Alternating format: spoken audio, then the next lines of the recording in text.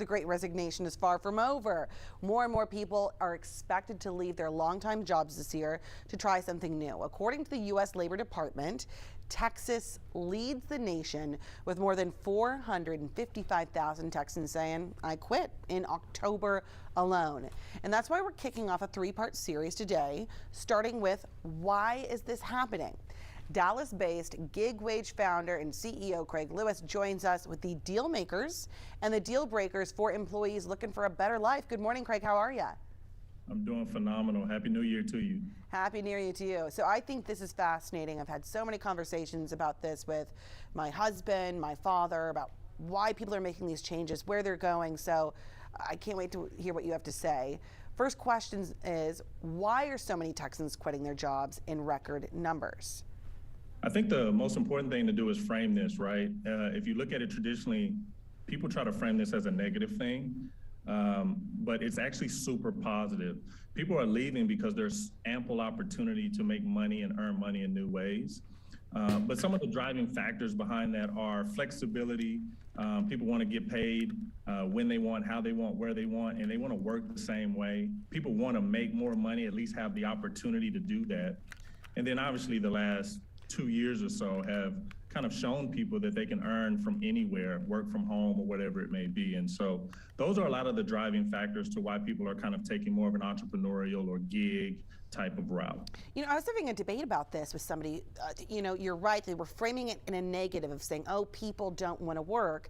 On the flip side of that, it's no, they want to work for jobs that work for their lives and also can pay their bills. The idea that you can work full time and not be able to afford a roof over your head and just the basics, that does not seem like an incentive really to want to go for those types of jobs. Yeah, and it's not just about a job in a traditional sense, right? Entrepreneurship is the new thing. And I like to talk a lot about micro entrepreneurship.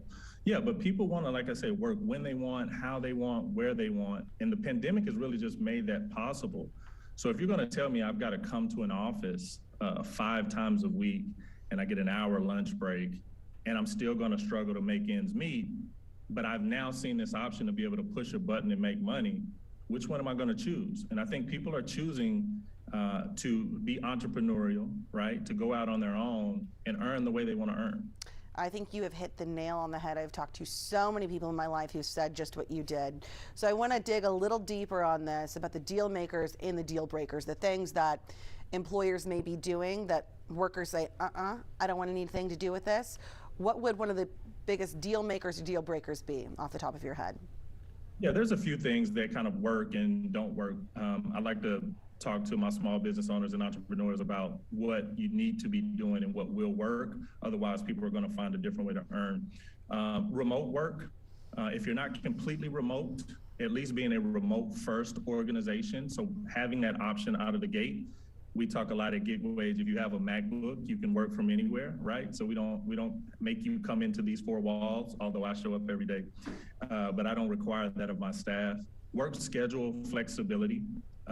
People need to do different things around childcare or hospital visits, or they just need a mental health break, whatever it may be. Do you have the flexibility to allow that? That's super important to today's worker.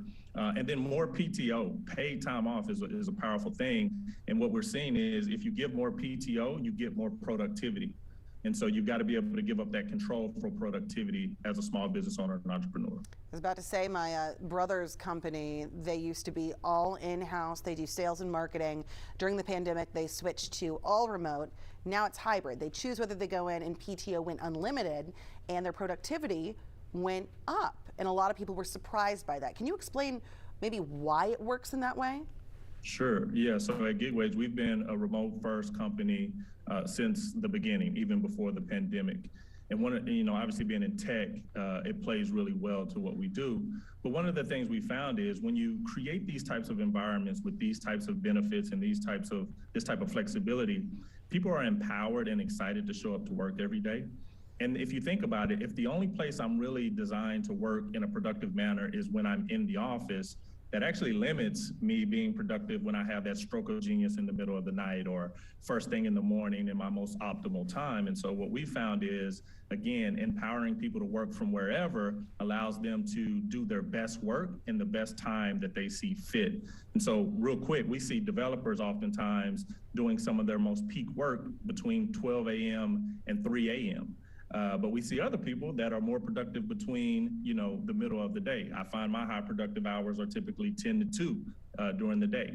And so that's productivity, that's driving productivity because people can work when they want, how they want, where they want. Last question, and if you can answer it in one sentence, this is the challenge, but what would your advice be to employers going forward? Push yourself, be as radical as possible, and trust the productivity. Give up control, trust the productivity. Very good. Thank you so much. This was a fascinating conversation. I really, really appreciate your time. All right, thanks for having me on. Of course. We'll talk soon.